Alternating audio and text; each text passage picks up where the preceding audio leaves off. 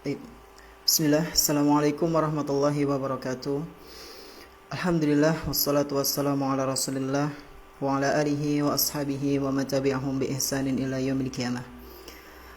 Alhamdulillah, segala puji bagi Allah subhanahu wa ta'ala, di mana Dia telah memberikan kepada kita semuanya nikmat yang begitu banyak. Dan di antara kenikmatan yang telah Allah tabaraka wa ta'ala berikan kepada kita, yaitu nikmat iman, nikmat Islam, dan nikmat kesehatan, serta berbagai macam kenikmatan yang telah Allah tabaraka wa ta'ala berikan kepada kita selama kita masih hidup di dunia ini. Kita berharap kepada Allah tabaraka wa ta'ala, semoga Dia berkenan memberikan kepada kita semuanya ilmu yang bermanfaat, sehingga bisa kita terapkan dalam kehidupan sehari-hari. Salawat beserta salam semoga senantiasa tercurah limpahkan kepada Nabi kita yang tercinta, Nabi Muhammad sallallahu alaihi wasallam, beserta para keluarganya, para sahabatnya, dan umatnya yang senantiasa mengikuti sunnah-sunnah beliau hingga hari akhir nanti. Para pendengar, para pemirsa yang semoga senantiasa dimuliakan oleh Allah subhanahu wa ta'ala, InsyaAllah pada kesempatan yang berbahagia kali ini kita akan mencoba untuk membahas bersama salah satu buku yang kami susun, ya, akan tapi belum selesai, kurang lebih sekitar 90%, ya, yaitu buku Ramadan yang Kurindu. Ya, kita akan membahas bersama buku ini beberapa menit ke depan, dan kami mohon sekiranya bagi teman-teman sekalian atau siapa saja yang ikut menyimak kajian pada kesempatan yang berbahagia kali ini, jika menemui beberapa kesalahan dari tulisan kami mohon untuk disampaikan kepada kami supaya kami bisa memperbaikinya.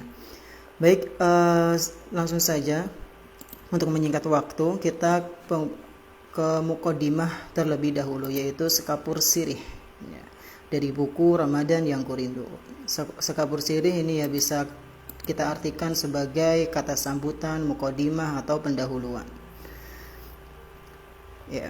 Di sini penulis mengatakan, Bismillah, Alhamdulillah, wassalatu wassalamu ala rasulillah wa ala alihi wa ashabihi wa man tabi'ahum bi ihsanin ila yaumil qiyamah. Dari sekian banyak bulan yang telah kulalui di dunia ini, semuanya terasa baik, semuanya memiliki cerita indah dan banyak hikmah yang bisa kupetik. Namun dari 12 bulan yang diciptakan olehnya, ada satu bulan yang sangat membuat diri ini gembira ketika menyambutnya, dan membuat diri ini sangat sedih ketika berpisah dengannya.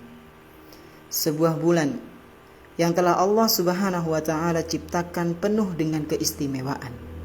Sebuah bulan yang melalui perantaranya membuat pintu surga dan neraka tertutup seketika.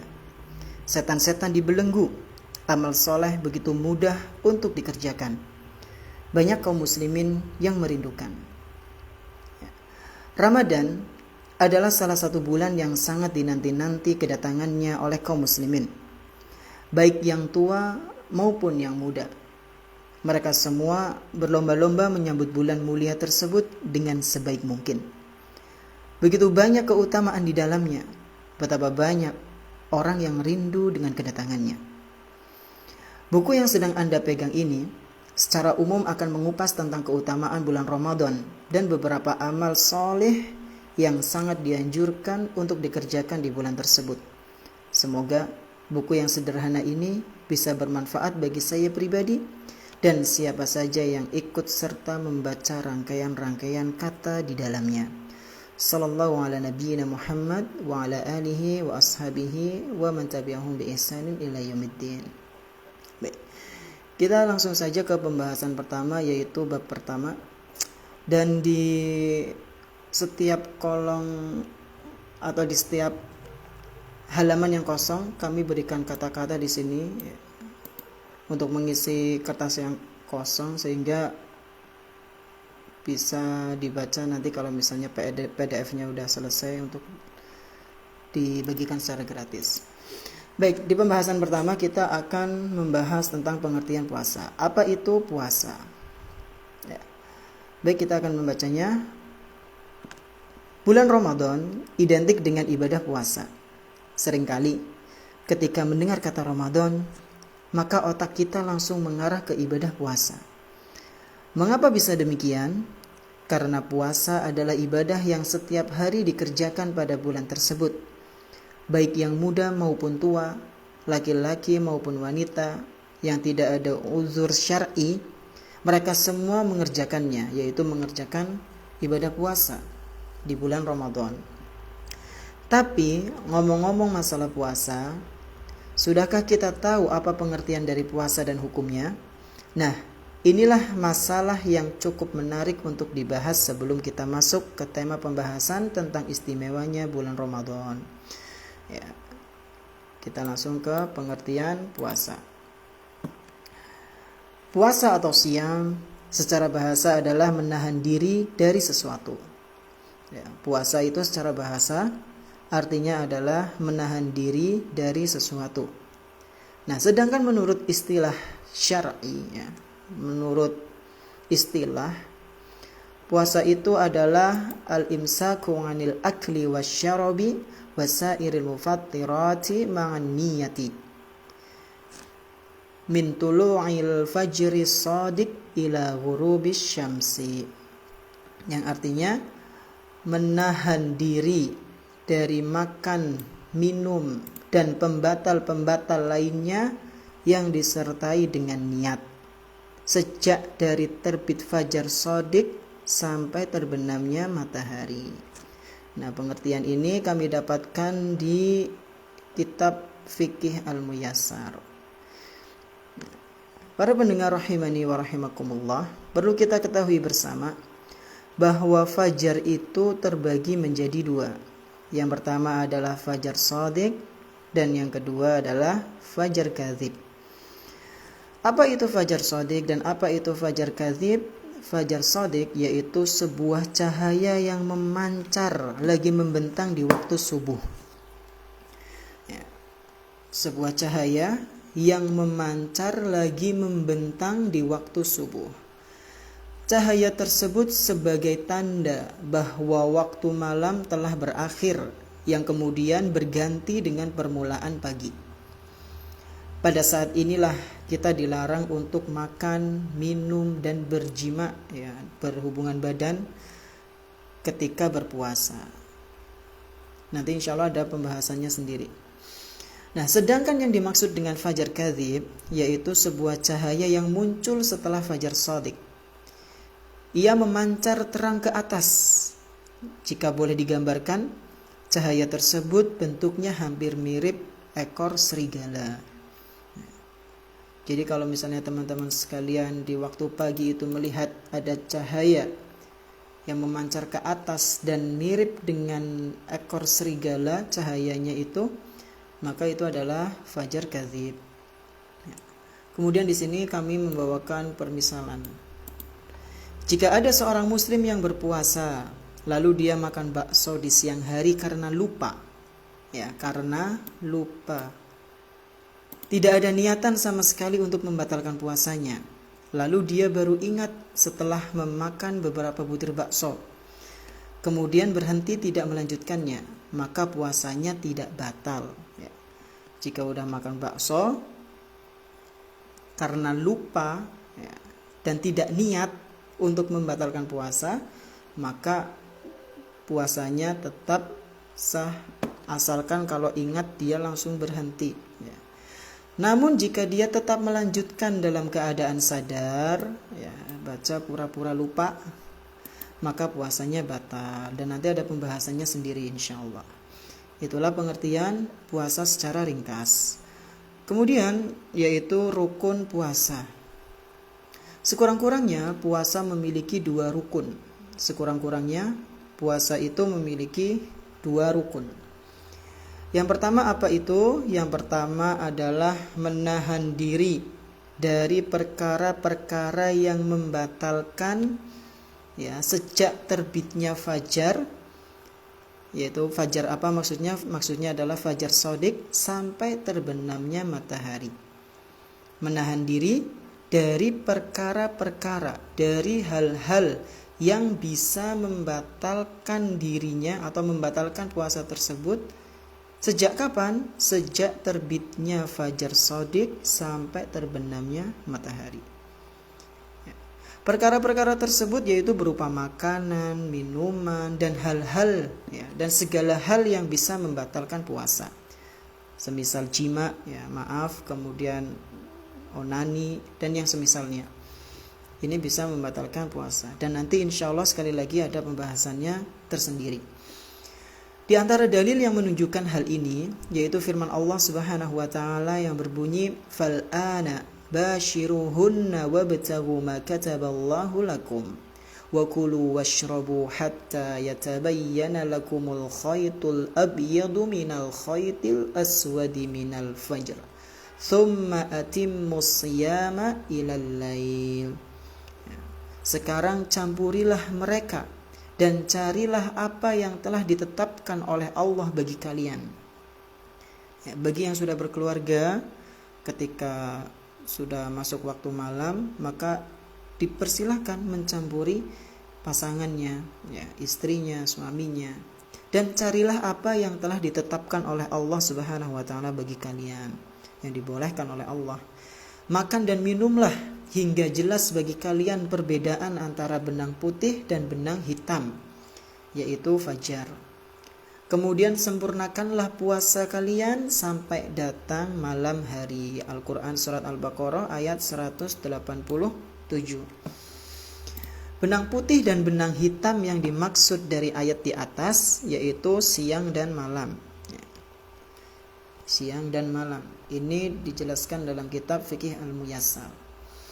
Nah, dalam ayat di atas terdapat perintah bagi kaum muslimin yang menunaikan ibadah puasa untuk menahan dirinya dari lapar, haus, serta hal-hal yang bisa membatalkan puasanya sejak terbit fajar shadiq sampai terbenamnya matahari. Inilah rukun yang pertama, yaitu menahan diri dari perkara-perkara yang bisa membatalkan puasa sejak terbitnya fajar shadiq sampai terbenamnya matahari. Kemudian rukun yang kedua yaitu niat. Rukun puasa yang kedua adalah niat. Rukun yang kedua ini yaitu niat. Ini adalah salah satu hal yang sangat penting dalam beribadah.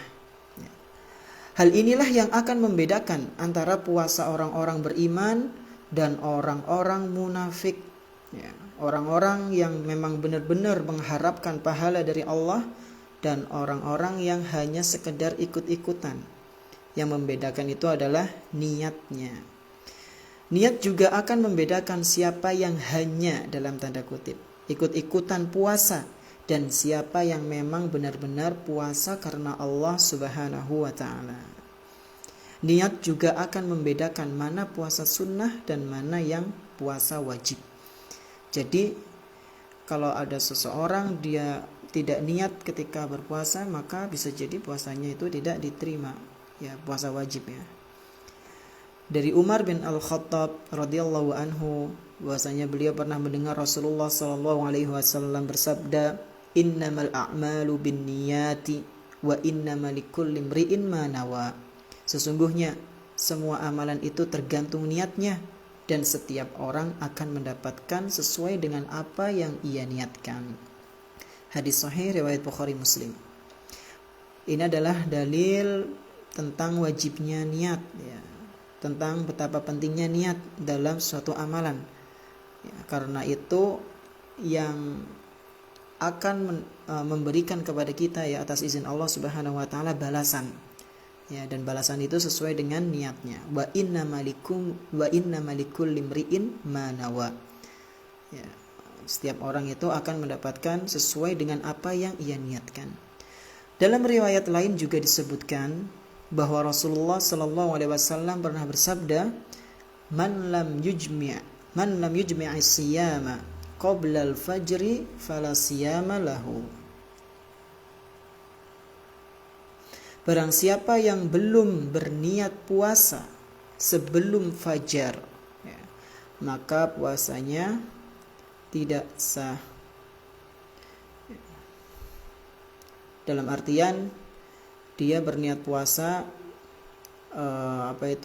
di waktu, misalnya di waktu sore sebelum maghrib, ya. Belum datang malam, belum datang subuh, terus dia niat puasa, maka ya kurang tepat. Harusnya niatnya itu di malam hari atau sebelum waktu subuh. Nah, kemudian pendengar sekalian rahimani wa rahimakumullah, niat adalah salah satu syarat diterimanya suatu amalan. Jika seorang hamba beramal, ya, jika seorang hamba beramal soleh tidak diniatkan untuk Allah, maka amalannya tertolak. Oleh karena itu, perhatikanlah niat kita ketika berpuasa. Dan perlu kita ketahui bersama bahwa niat tempatnya adalah di dalam hati, bukan di lisan, ya. Jadi tidak perlu untuk diucapkan, Imam An-Nawawi rahimahullahu taala pernah mengatakan la yasihhus shauma illa binniyah. La yasihhus shaumu illa binniyah. Ya, puasa itu tidak sah, ya, tidaklah sah puasa seorang hamba melainkan dengan niat. Wa mahalluhal qalb, dan letaknya niat itu ada di hati. Wala yushtaratu natqu bila khilafin, ya. Dan tidak disyariatkan untuk diucapkan dalam masalah niat ini, dan hal ini tidak diperselisihkan di antara para ulama, ya. Ini perkataannya Imam An-Nawawi. Jadi kalau misalnya kita mau niat puasa, ya sudah dalam hati saja, tidak perlu dilafadzkan. Mungkin sebagian kita ada yang ragu-ragu, ya, misalnya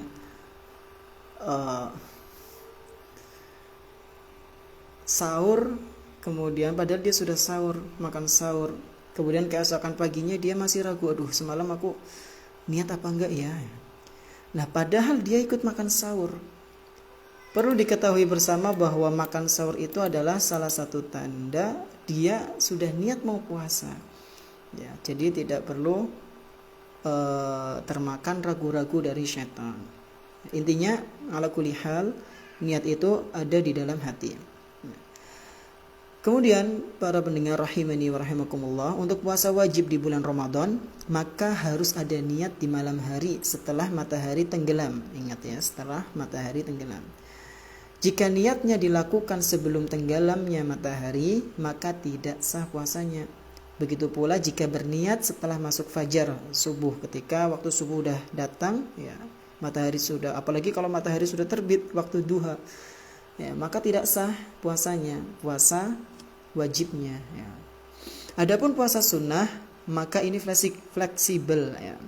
Hukum berniat di dalam puasa sunnah itu lebih ringan, ya, lebih ringan dalam tanda kutip maksudnya. Bisa setelah matahari tenggelam atau setelah waktu fajar terbit, dengan syarat belum makan makanan apapun. Dalilnya yaitu dari Aisyah radhiyallahu anha, beliau pernah mengisahkan, qala li Rasulullah sallallahu alaihi wasallam dzata yaumin. Suatu hari Rasulullah sallallahu alaihi wasallam pernah berkata kepadaku, ya Aisyatu, hal indakum syai'un? Wahai Aisyah, apakah engkau punya sesuatu, ya, apakah kita punya sesuatu? Maksudnya makanan, minuman, ya, untuk dikonsumsi, untuk dimakan. Qultu, maka Aisyah radhiyallahu anha menjawab, ya Rasulullah, ma indana syai'. Wahai Rasulullah, kita tidak punya sesuatu pun, kita enggak punya apapun. Qala fa inni shaim. Maka Rasulullah sallallahu alaihi wasallam menjawab, sesungguhnya aku puasa. Ya udah, aku puasa. Gitu. Akhirnya beliau menjawab puasa, dan ini dalilnya yang menunjukkan bahwasanya diperbolehkan puasa sunnah tanpa bukan tanpa niat, ya. Niatnya itu setelah fajar. Pendengar sekalian rahimani wa rahimakumullah. Mengenai hadis di atas, yaitu hadis yang Aisyah radhiyallahu anha tadi, Imam An-Nawawi rahimahullahu taala mengatakan, riwayat di atas adalah dalil bagi mayoritas ulama bahwa diperbolehkan berniat pada siang hari sebelum waktu zawal. Apa itu waktu zawal, Ustaz? Yaitu matahari tergelincir ke barat pada puasa sunnah, ya. Jadi diperbolehkan. Itulah sekurang-kurangnya 2 rukun puasa yang harus kita ketahui dan mengamalkannya, yaitu menahan diri dan niat. Baik, pendengar sekalian rahimani wa rahimakumullah, mungkin itu dulu yang bisa kami sampaikan. Sekali lagi kurang lebihnya kami mohon maaf. Jika ada kekurangan dan kesalahan mohon dikoreksi, mohon disampaikan sehingga kami bisa memperbaiki apa dari kekurangan kami. Insya Allah pada pertemuan yang akan datang kita akan membahas hukum puasa Ramadan. Ya, mungkin ada di antara kita yang masih belum tahu apa itu hukum dari puasa Ramadan, sehingga insya Allah kita akan bahas. Baik, terima kasih atas perhatiannya. Kita tutup dengan doa kafaratul majelis. Subhanakallahumma bihamdik asyhadu an la ilaha illa anta astaghfiruka wa atubu ilaik. Wassalamualaikum warahmatullahi wabarakatuh.